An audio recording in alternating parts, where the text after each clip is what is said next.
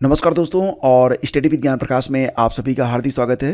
BPSC TRE 2 exam 7 दिसंबर 2023 को headmaster की परीक्षा हुई और इसमें जो जीएस के प्रश्न बने थे इन्हीं प्रश्नों का हल यहाँ पर लेकर मैं आप लोगों के सामने हूँ। तो यहाँ पर जो प्रश्न पूछे गए थे ये बहुत ही इंपॉर्टेंट हैं, इससे आपको आगे जो परीक्षा होने वाली है उसमें टॉपिक के बारे में पता चल जाएगा कि किस प्रकार के प्रश्न सामान्य अध्ययन के अंतर्गत पूछे जा रहे हैं। जैसे कि पहला क्वेश्चन था कि निम्नलिखित में से किसकी भारत के साथ सबसे लंबी सीमा बनती है। तो भारत के साथ सबसे लंबी सीमा कौन बनाता है? पाकिस्तान, बांग्लादेश, म्यांमार, उपयुक्त में से एक से अधिक या उपयुक्त में से कोई नहीं। इसका आंसर था बांग्लादेश। तो ये तो आपको पता ही है कि बांग्लादेश की जो सीमा है वो भारत के साथ सबसे लंबी सीमा है, तो विकल्प बी इसका करेक्ट था। अगला क्वेश्चन था कि कौन सा नगर कर्क रेखा के उत्तर में अवस्थित है। तो कौन सा नगर है? भोपाल, रांची और आइजोल। जैसा कि आप जानते हैं कि भारत के लगभग बीचों बीच कर्क रेखा गुजरती है और अगर इसको देखेंगे आप तो उत्तर में बस दो ही हैं, यानी कि मिजोरम और त्रिपुरा की जो राजधानी है वो कर्क रेखा के उत्तर में है। तो इसमें से केवल एक सही विकल्प सही होगा, यानी कि आइजोल, विकल्प सी यहाँ पर करेक्ट था।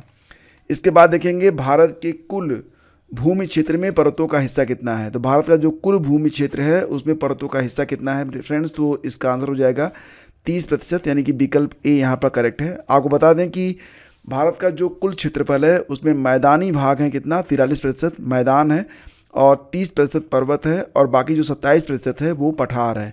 तो ये बहुत ही इंपॉर्टेंट डेटा है फॉर द नेक्स्ट एग्ज़ाम। तो आगे बढ़ते हैं।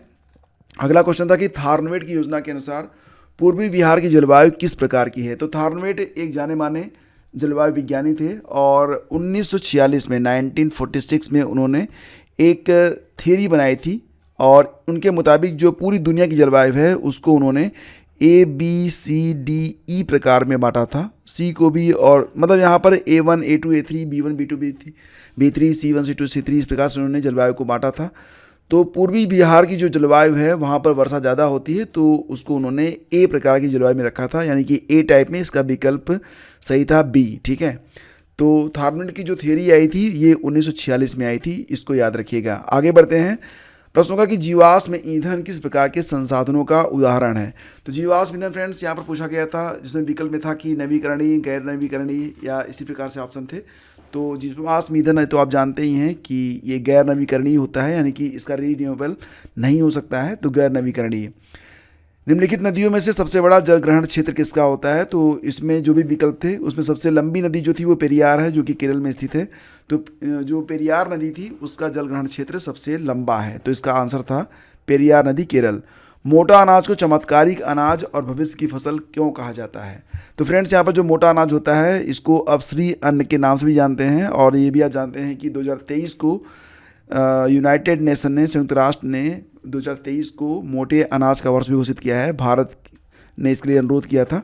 इसके बाद तो कई कारण होते हैं, जैसे कि सूखी और सहिष्णु फसल होती है, यानी कि अगर मोटा अनाज आप पैदा करते हैं तो बहुत अधिक सिंचाई की आवश्यकता नहीं होती है और कठिन परिस्थितियों में भी ये पैदावार दे देती है। पोषण की दृष्टि से ये चावल और गेहूं के बराबर होता है, तो इसका मतलब होता है कि यहाँ पर जो विकल्प था मोर देन वन वो वाला करेक्ट था।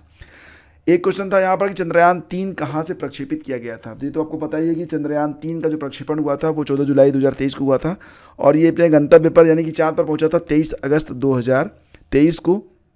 LVM-3 रॉकेट के द्वारा इसे जो प्रक्षेपित किया गया था। लेकिन प्रश्न है कि कहाँ से, तो इसका आंसर था श्रीहरिकोटा से।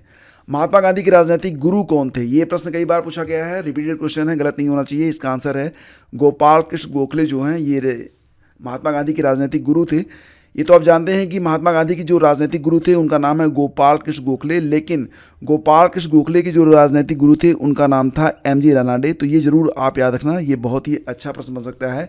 महात्मा गांधी के राजनीतिक गुरु गोपाल कृष्ण गोखले, GC गोखले, और GC गोखले के जो राजनीतिक गुरु थे उनका नाम था MG रानाडे। आगे बढ़ते हैं। चंपारण आने के लिए किसने गांधी जी को राजी करने के लिए निर्णय लिया था। तो राजकुमार शुक्ला ने लिया था। ये बहुत ही कई बार रिपीटेड क्वेश्चन है, तो इसको जरूर याद रखिएगा आप लोग। लखनऊ समझौता कब हुआ था। बहुत ही अच्छा प्रश्न है ये। लखनऊ समझौता कब हुआ था। ये हुआ था 1916 में, आपको पता ही है। हो सकता है कि अगली बार ये पूछ लिया जाए कि लखनऊ समझौता, जब लखनऊ समझौता हुआ था तो उस दौरान इंडियन नेशनल कांग्रेस के अध्यक्ष कौन थे। तो अंबिका चरण मजूमदार थे और मुस्लिम लीग की अध्यक्षता की थी मोहम्मद अली जिन्ना ने। तो लखनऊ समझौता कब हुआ था। 1916 में हुआ था। असहयोग आंदोलन को कब निलंबित किया गया था। तो 1922 में, 4 फरवरी 1922 को चौरी चौरा कांड हुआ था गोरखपुर में, जिसके बाद गांधी जी ने असहयोग आंदोलन को निलंबित कर दिया था। अगला क्वेश्चन था कि 1912 में पटना में होने वाले भारतीय राष्ट्रीय कांग्रेस के अधिवेशन के अध्यक्ष कौन थे। पटना में आईएनसी के कुल मिला के कितने सम्मेलन हुए थे? तो फ्रेंड्स 3 हुए थे। एक तो हुआ था 1912 वाला, दूसरा हुआ था 1922 वाला, फिर हुआ था 1940 वाला। तो यहाँ पर 1912 में जो सम्मेलन हुआ था कहाँ पर हुआ था? तो बांकीपुर में हुआ था, जिसकी अध्यक्षता की गई थी आर.एन. मुधोलकर के द्वारा। इसके बाद 1922 में गया में आईएनसी का जो है अधिवेशन हुआ था, जिसकी अध्यक्षता की गई थी चित्तरंजन दास के द्वारा। और 1940 में जो रामगढ़ में हुआ था, रामगढ़ अब झारखंड में चला गया है लेकिन तब बिहार में था, तो 1940 में आईएनसी का सम्मेलन हुआ था कहाँ पर? रामगढ़, बिहार में। और तब अध्यक्ष कौन थे? मौलाना अबुल कलाम आज़ाद थे। ठीक है, अगला क्वेश्चन होगा 1784 में एशियाटिक सोसाइटी ऑफ बंगाल की स्थापना किसने की थी? तो 1784 में एशियाटिक सोसाइटी ऑफ बंगाल की स्थापना हुई थी। इसकी स्थापना की गई थी विलियम जोन्स के द्वारा।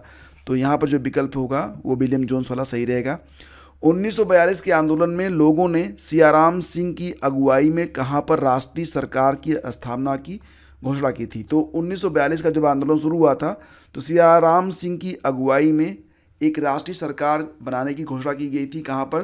तो भागलपुर, बिहार में। ठीक है, और ये देखिए अंतिम प्रश्न होगा कि 1857 के विद्रोह के दौरान ब्रिटिश सेना के किस सेनापति को कुंवर सिंह के विरुद्ध भेजा गया था?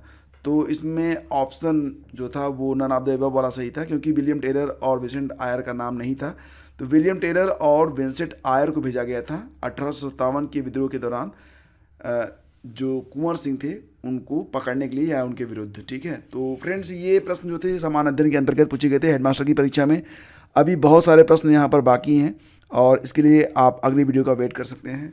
वीडियो पसंद आया तो लाइक और शेयर कर दीजिएगा। और देखो हमको जो क्वेश्चन मिला था, मतलब क्वेश्चन पेपर जो मिला था, उसमें क्या था कि ठीक से दिख नहीं रहा था, जिसकी वजह से मुझे यहाँ पर खुद इसको टाइप करना पड़ा।